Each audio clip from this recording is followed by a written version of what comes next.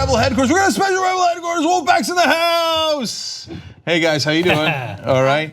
So we've talked to people from Wolfpack before. You guys saw Brian and Josh. So Aces Mechanic. You saw Mike Mineta. You've seen Allison Hartson, who of course now is running against Dianne Feinstein. Oh, you know they never saw you?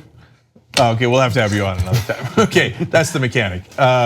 There are others here. Wolfpack's doing a leadership get together here in California, hence why they're in the studio. So let me introduce everybody, and then I want to talk to them about what does Wolfpack do, what do they do, how do they come to it, etc. So Alexis Alberts is Wolfpack's Ohio organizing director. Thank you for coming, Alexis. We appreciate it.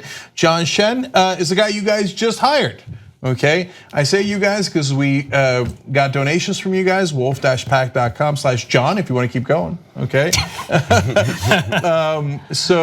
And because of that, we said we'd hire him, and John is now officially hired, and he's a national coordinator. Great to have you here, John. And then Richard Saffel is our legislative director in West Virginia, and he has the clever nickname of Richard Wolfpack Saffel, which I suppose could apply to anyone, okay? And I found out tragically that Alexis does not have a nickname. We're gonna have to work on that on this program. John is the closer, which is an awesome nickname, almost as good as the mechanic, who's also in the studio here but watching. Okay, so first of all, if you don't know Wolfpack, you're crazy, dog. Okay, Wolfpack is of course to get money out of politics, and it's by getting an amendment.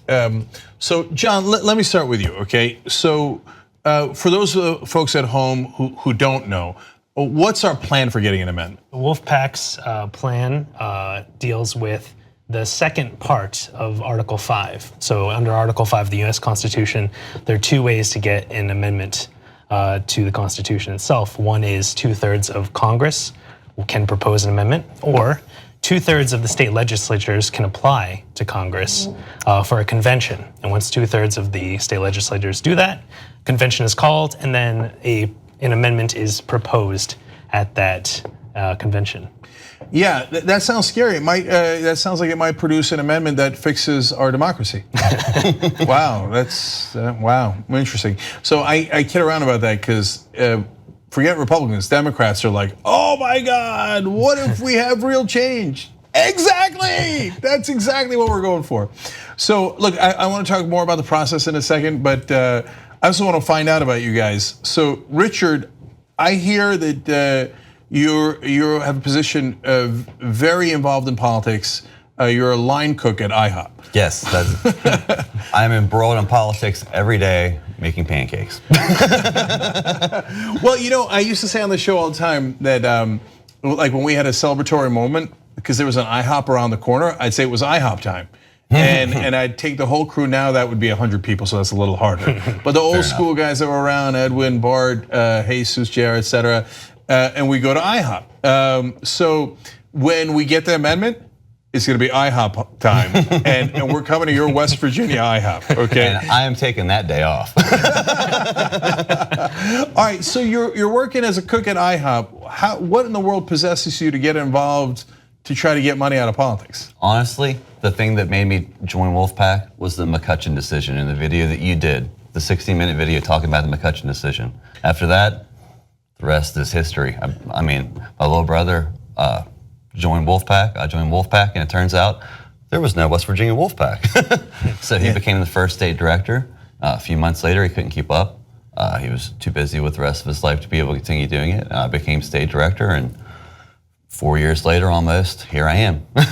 Yeah, that's amazing. So look, it's so heartening to hear because of course I remember the McCutcheon decision. I don't remember the video I made on it. What was it about that triggered you to want to get involved and spend your free time doing this instead of having fun, going to the movies, whatever? It was the last straw. I got into politics watching TYT and the news itself about a year before that. Honestly, started watching Alex Jones and TYT at the same time. And wow, that's really interesting. I don't watch Alex Jones anymore. Oh, you don't? Okay, oh, thanks God. It's weird because he would talk about all these things that never happened, and then you would talk about these things that were actually happening. But that being said, I started watching TYT and I started seeing all these videos about all these things that made me angry. But at the same time, the connecting ingredient in all of them was money and politics. And when the McCutcheon decision happened and the video did about the angry video you did, that was just the last straw. And that was when I had to finally stand up and do something about it. You know, before we go to there's one more quick thing for you, Richard. So has it been, you know, I said you could be doing fun things like going to the movies or something, but has it been fun? Has it been hard? What has your experience been? All of those things. There's been aspects of this that have been the funnest things I've done in my life, and then there's been some of the hardest things I've done, like the first time you met the legislator. That's not the easiest thing to do the first time, but it's not the hardest thing to do either. It's also some of the funnest things I've done. Being able to go to the Capitol and see democracy in action, that's fun. Yeah, that's great, man. I love to hear that. And so, legislator, you go, hey, I want a meeting, and they give you a meeting? Sometimes. Sometimes you have to try a little harder, I guess you could say. Yeah. But yeah, democracy is still alive at the state level, as you say. I mean, I can get a meeting with the majority of the people in my state house long before I'm ever getting a meeting with Joe Manchin or Sheldon Moore Capito for my state. So that's awesome. You know how many legislators you've met with? I've lost track at this point. Wow. Okay, more than 10? More than 100 probably. More than 100. So look, guys, think about that for a second. So Richard is a cook at IHOP. There's nothing secret. He's not secretly a lobbyist, right? He didn't know how to do this before. He got involved. We're a team. We work together. We teach each other. We train each other, etc. And he's met with over 100 legislators. He's taking power back into his own hands. Isn't that awesome? Look, as we go to the other stories, I want to throw up links to it. So this is how you could volunteer, you could donate, but the most important thing is that we need warriors. We need an army of volunteers. So the links to how you can do that will be in the description box below on YouTube, in the comment section on Facebook. So the donations make all this possible. Like I said, it helped to hire John. Everybody, there's only just a couple of staffers, and everybody else is volunteers. So both are super important. Get involved in your own states there. So Alexis, let's go to you. So you're in Ohio. What do you do for a living, first of all? I sell property and casualty insurance. So nothing to do with politics directly. Okay, so how did you get involved in Wolfpack? I started at my last position, my last agency. I started working with a volunteer group called Meals Till Monday, which helped put food in the backpacks of elementary school kids who wouldn't have it otherwise over the weekend. And when I looked into that problem, I found that it led back directly to the legislation that was being put in place. So, and then the harder I dug, the more I found that the only way to fix that problem and all the other things I care about is to fix campaign finance and the system that we currently have. So. Yeah, you know, both of your stories, and it's very logical, it reminds me of Allison. So Allison Hartson now running against Dianne Feinstein in California. Go support her right now. We'll put that link down below as well. She started out as a teacher in Orange County, just like you. She dug in, she's like, there's something wrong here. Why don't my kids have any funding? And all the different things that she was seeing with her own eyes, and people being deported, yes, back then as well, right? And she taught in a lower income neighborhood, and she's seeing families get torn apart. She looks into it and goes, oh, it turns out when you do a little bit of research, it's actually fairly clear. It's money and politics. And then she did a search of all the groups, and she had never heard of the Young Turks, and said, okay, this group has a logical plan. The rest of them, like, okay, and like, okay, all right, we let people know about the problem, and right, like, look, I don't want to. Some of the groups I got no love for. Some of them do good work and they're chipping away at it, local laws, legislation, etc. But this is the fix. You go above the Supreme Court, you get an amendment, and you fix it for good. So it's not a little here and there, and you think amendment's super hard. Getting legislation passed in Congress, in this corrupt Congress, I would argue is harder. They're never gonna let their people take away their power. They got their power through this corrupt system. But if you go to the state level, you could actually call for a convention by meeting with the legislators as you guys are doing. And then we could actually go around Washington. It is enormously doable. So, but Alexis, to continue with your story, so why Wolfpack? How did you find it, and why did you decide to get involved in this group? Well, I've been watching TYT since 2014, so I've had the fire. I just haven't had whatever it took to get me involved with Wolfpack. But after the 2016 election, that's when it happened. So there was just a breaking point. I had to jump in. Okay, wow, I didn't know. See, I don't know a lot of these stories, so that's great to hear. I'm glad that it made a little bit of a difference. So how did you wind up becoming the organizing director in Ohio? There was a need. So just like Wolfpack Saffel said, Ohio was a pretty small team. We had a couple of organizers and we had a few people who were wanting to be active, but we really didn't know what we were doing. So the national team, the national coordinator who was working with us, he kind of identified a couple of people who were really fired up about it and had the time, and helped us. He empowered us to help everybody else in our state. You know why? Because in Ohio we needed an insurance policy. That's right.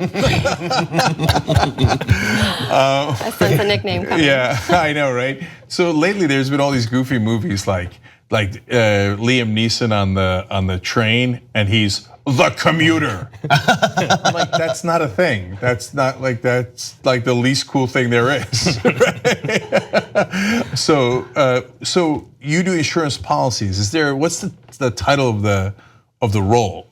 I'm a customer service representative / agent. So I do a little bit of like servicing policies for people and then also selling things that they need. The selling things person. No, that's not working. We got to work on it. The agent. The agent. Dun dun dun. No. We should have a secret committee on it. A secret society. Secret society. Yeah. No secret societies. We're out in the open. So we're talking to a lot of the leaders of Wolfpack here that are in the studio today, and we talked to Richard and Alexis. I want to go to John Shen next. John, you went to Yale and got a master's in chemistry, and then obviously decided to get money out of politics. Okay. Sounds logical to me. Right. So real quick, like I asked everyone else, what made you want to get involved in that instead of pursuing what you got a master's in? So I found TYT around the time that I was getting more politically aware with the Bernie Sanders campaign, and honestly, I think I heard you say wolf-pack.com one too many times, similar to Alexis. But if I had to put it on a video, I would say the video you did on Rhode Island when their team passed the resolution through their state to make them number 5. It was incredibly inspiring, and kind of my first thoughts that I could actually make change happen myself, not relying upon my vote every time an election comes around to maybe get a champion into an elected body. I could make my voice be heard on my own. Yeah, there's no knight in shining armor. There's no politician that can come save you, right? You got to save yourself. You're the knight in shining armor. So you're right. You know, that Rhode Island victory, we've obviously had 5 of them. You get 34, and that's when you get the convention. And then you get the amendment, and then you got to have 38 states ratify it. It isn't easy, but you do it one by one. And each one of them has been an amazing story. In Illinois, they called the Wolfpack team the Mountain Army, and they were an irresistible force. Couldn't stop them. Allison Hartson in California organized over 1,000 volunteers and got it passed. And in Rhode Island, the senators told the people, the Wolfpack volunteers in the galley, don't clap, don't make a noise because this breaks decorum. And then when it passed, the senators stood up and gave them a standing ovation. Jesus, man. I mean, look, I've seen it be the greatest moments in people's life because you are taking charge. And this is what democracy is supposed to look like. So John, I want to thank you for, because you got a really bright future ahead of you, and for you to stop what you were doing and to come and volunteer for us. And his nickname's the closer because he was always the last one out there and still fighting every day in Connecticut, his home state. And then to come and work for us, and I want to thank you guys for hiring him because you did. We hired him with the money that you donated. Really, really appreciate it. So actually, let me stay with you for 1 second and talk about canvassing. Absolutely. Because that's what you were great at. And so what is it, what do people do, and why does it make a difference? So I got, one of my first activities with Wolfpack was on the Kava campaign, when we got involved in a special election for the Connecticut State Senate. Yeah, Kava, we got a Hava. We got a Hava, yeah. Didn't end up pulling out the win, but For that campaign, I was basically on the ground, going door to door every single day, talking to constituents and voters, and just letting them know the one issue that we campaigned on, money in politics. Kava was the better candidate, and it was amazing to me to see. I talked to voters all across the political spectrum, including some Trump voters who invited me into their home, into their kitchen, and we, railed on about money in politics for 15 minutes, and Yeah. I should have been getting back on the road. Oh, but no wonder you were the last one to come in. Now we know why he's the closer. Sitting there having coffee with the Republicans all day long. Which, by the way, it's a totally nonpartisan group. And that story you tell, I hear all the time from Wolfpack volunteers all across the country. Republicans hate crony capitalism. They don't like money in politics either. They don't want Soros money in there, Bloomberg money, union money. We don't want, me personally as a progressive, I don't want Mercer money. I don't want Koch brothers money. Get it all out. I don't want corporate money or union money. Let's get back to democracy. So you got energized by that, and so that was a campaign. By the way, we didn't win, but it was that seat had been held for 100 years by Republicans, and we closed a 26-point lead. So it was 30 points. Well, I believe it was the margin of victory in the last election, and I think we brought it down to around 4 or 5, right? So it's in that ballpark. Yeah. Yeah. So I remember saying at the time, next time you're against Wolfpack and you vote against democracy, you better have a 26-point lead. So, oh yeah, and in New Hampshire we rallied against a legislator there, and he'd been in office for decades, and we took him out,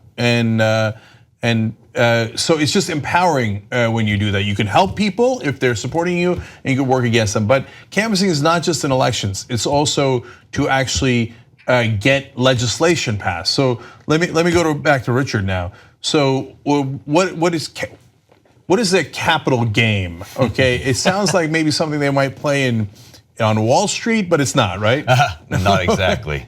We wouldn't have it in West Virginia if that was the capital game. Yeah. So capital game is how you effectively advocate to your state house. It's the time that you spend at your state house trying to get in front of politicians, trying to get your legislation passed. In West Virginia, we had no capital game when we started. We barely had a team.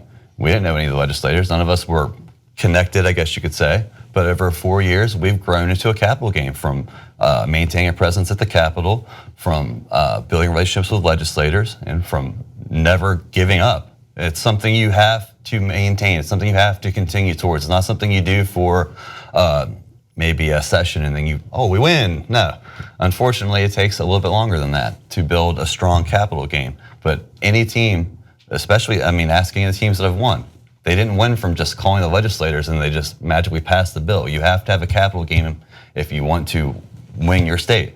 Yeah. Period. In a story. Yeah, and so no professional lobbyists here, but we work hard. And so I know a lot of Wolfpack volunteers across the country that now are on a first name basis with a lot of their legislators. They'll go to barbecues with them, they'll go have drinks with them, which is pretty neat because these are not corrupt people. These are actually state legislators who actually care, and a lot of them got into it because just like you guys, just like you, they care about the issues. I'm not saying they're all angels, right? And sometimes you got to apply pressure, and hence the races that we run, et cetera. And I remember in the New Hampshire race, our national director Mike Mineta runs into the guy we were running against at Burger King on the night before the election, and he asks him, Are you the guys who came to get me? And, and the correct answer is goddamn right, right? And he was gone. He lost the election the next day, and that's hardball too. But also, some of them are good guys, and you help them win elections. And that's part of the capital game and building up those relationships. We talk about Republicans, et cetera. Again, Pennsylvania volunteers told me Trump's going to win.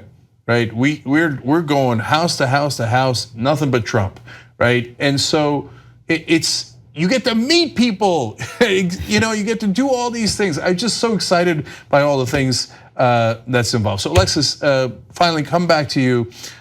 We mentioned that you're an organizer in Ohio. What does that mean? What does an organizer do?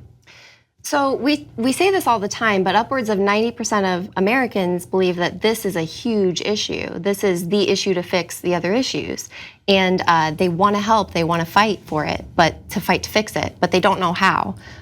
So as an organizer, what you'd be doing is you'd be empowering people just like you who want to fight for this and fix it to do that. You'd be calling them to check in with them and helping them call their legislators and then training them, giving them tips, sharing the things that you've learned and learning things from them and working together to fix it. So organizers are super important. And it's obvious from what we've told you that there's a clear way to work your way up here, right?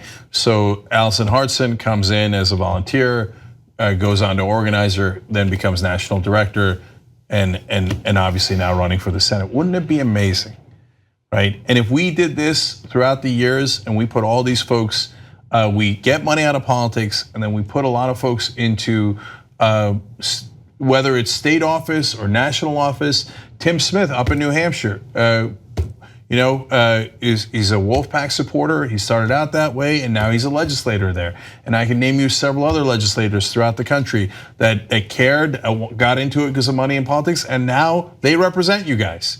So come join us. Let's fight together.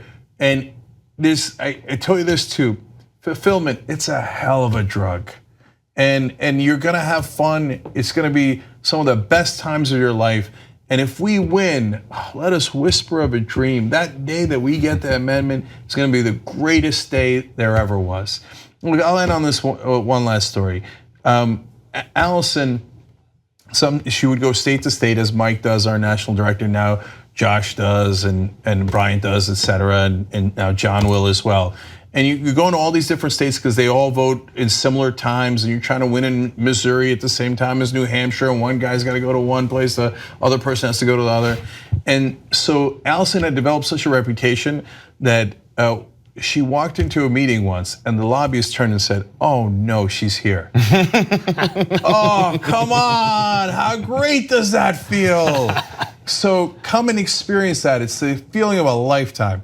And I want to thank all you guys, Richard, John, Alexis, everyone else that's here as the part of leadership of Wolfpack, guys who've been here for long, long time. Todd in Texas, getting Republicans on our team for all these years. And like I said, look, this is the one thing that the whole country agrees on. 93% of Americans say that politicians represent their donors and not their voters. We can change that, and we can actually unite the country on this issue. Let's do it together. wolf-pack.com. All the links are down below. Make sure you volunteer, donate, whatever you can do to help so that we can win and fix our government and get our democracy back.